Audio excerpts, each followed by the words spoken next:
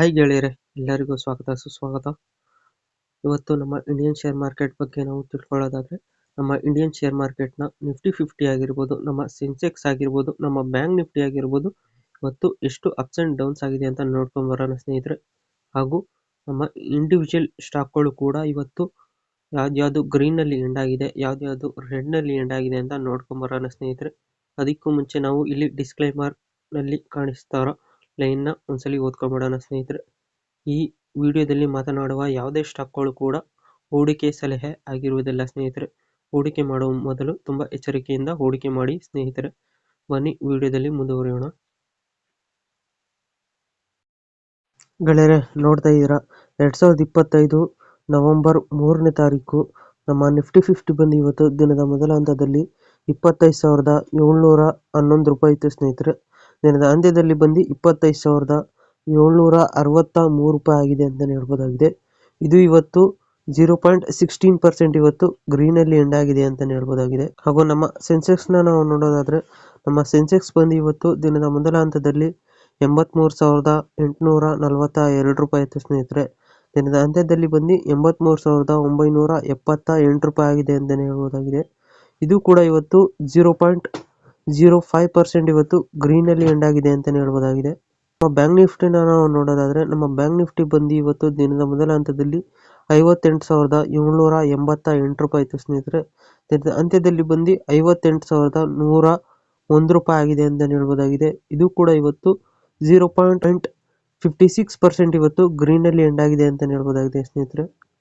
ಗೆಳೆಯರೆ, ನೋಡ್ತಾ ಇದ್ದೀರಾ 2025 ನವೆಂಬರ್ 3ನೇ ತಾರೀಕು ಯಾವ್ಯಾವ ಸ್ಟಾಕ್ಗಳು ಗ್ರೀನಲ್ಲಿ ಎಂಡ್ ಆಯಿತು ಅಂತ ನಾವು ನೋಡೋದಾದ್ರೆ, ನಮ್ಮ ವರ್ಕಾರ್ಡ್ ಲಿಮಿಟೆಡ್ ಬಂದು ಇವತ್ತು ದಿನದ ಮೊದಲ ಹಂತದಲ್ಲಿ 1,291 ರೂಪಾಯಿ ಇತ್ತು ಸ್ನೇಹಿತರೆ. ದಿನದ ಅಂತ್ಯದಲ್ಲಿ ಬಂದು 1,413 ರೂಪಾಯಿ ಆಗಿದೆ ಅಂತಲೇ ಹೇಳ್ಬೋದಾಗಿದೆ.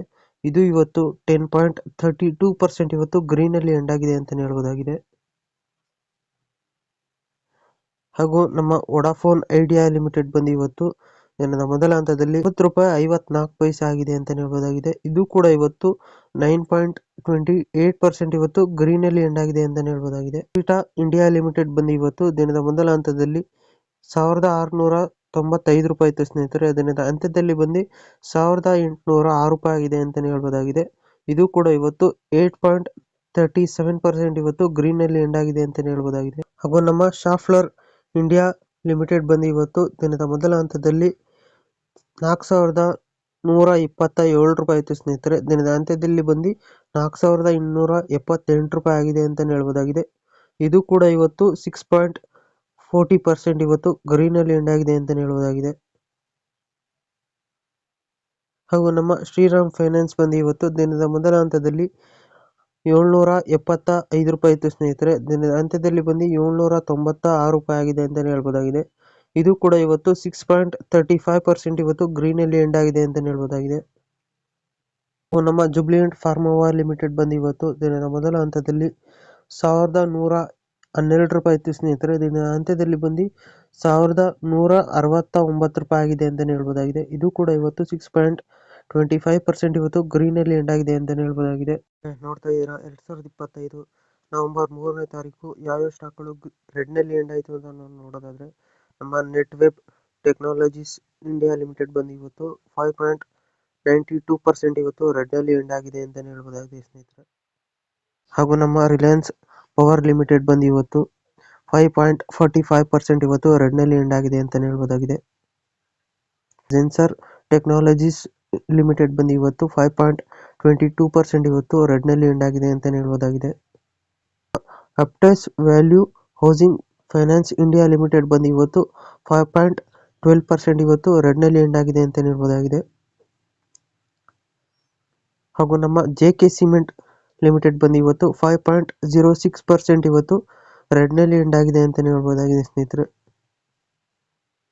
ಹಾಗೂ ನಮ್ಮ ರಿಲಯನ್ಸ್ ಇನ್ಫ್ರಾಸ್ಟ್ರಕ್ಚರ್ಸ್ ಲಿಮಿಟೆಡ್ ಬಂದು ಇವತ್ತು 5 ಇವತ್ತು ರೆಡ್ನಲ್ಲಿ ಎಂಡ್ ಆಗಿದೆ ಅಂತ ಹೇಳ್ಬೋದಾಗಿದೆ. ಗೆಳೆಯರೆ, ನೋಡ್ತಾ ಇದ್ದೀರಾ 2025 ನವೆಂಬರ್ 3ನೇ ತಾರೀಕು ನಮ್ಮ ಫಾರಿನ್ ಇನ್ವೆಸ್ಟರ್ಸ್ ಹಾಗೂ ಡೊಮೆಸ್ಟಿಕ್ ಇನ್ವೆಸ್ಟರ್ಸ್ ಬಗ್ಗೆ ನಾವು ನೋಡೋದಾದ್ರೆ, ನಮ್ಮ ಫಾರಿನ್ ಇನ್ವೆಸ್ಟರ್ಸ್ ಬಂದು ಇವತ್ತು 6,769.30 CR ಇವತ್ತು ನೆಟ್ ಸೇಲರ್ಸ್ ಆಗಿದ್ದಾರೆ ಅಂತ ಹೇಳ್ಬೋದಾಗಿದೆ ಸ್ನೇಹಿತರೆ. ಹಾಗೂ ನಮ್ಮ ಡೊಮೆಸ್ಟಿಕ್ ಇನ್ವೆಸ್ಟರ್ಸ್ ಬಗ್ಗೆ ನಾವು ನೋಡೋದಾದರೆ 7,068.40 CR ಇವತ್ತು ನೆಟ್ ಬಯರ್ಸ್ ಆಗಿದ್ದಾರೆ ಅಂತ ಹೇಳ್ಬೋದಾಗಿದೆ ಸ್ನೇಹಿತರೆ. ಸೊ ಗೆಳೆಯರೆ, ಇದಾಗಿತ್ತು ನಮ್ಮ ವಿಡಿಯೋ ಇನ್ಫಾರ್ಮೇಷನ್. ಈ ವಿಡಿಯೋ ನಿಮ್ಗೆ ಏನಾದ್ರು ಇಷ್ಟ ಆದರೆ ಲೈಕ್ ಮಾಡಿ, ಶೇರ್ ಮಾಡಿ, ಕಮೆಂಟ್ ಮಾಡಿ ಮತ್ತು ಈ ಚಾನಲ್ಗೆ ಸಬ್ಸ್ಕ್ರೈಬ್ ಆಗಿ ಸ್ನೇಹಿತರೆ. ಎಲ್ಲರಿಗೂ ಧನ್ಯವಾದಗಳು.